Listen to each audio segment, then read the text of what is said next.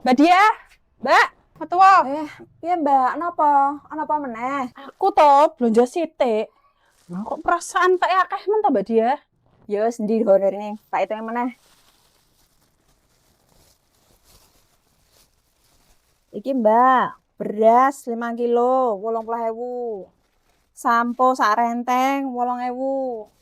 Iki sabun asasah 10.000. Iki emi 5 20.000. Dek mau galon 20.000. Totale 184.000. Loh, kok akeh temen to, Mbak? Nyok kita balekno, Mbak. Regane larang. Loh, sampean ki piye to, Mbak? Barang wis dituku, ora entuk dibalekke meneh. Sampean apa ora ndeloki tulisan ning ngarep kuwi? Ki, yang sudah dibeli tidak boleh dikembalikan. Ya. Heleh, nek ngono aku tangise kuwi 100.000, Mbak. Loh, piye to, Mbak? Sampean ya apa ora ndelok tulisane iki? Dilarang menghutang. Kok malah sampean utang iki lho? Nggih ngerti.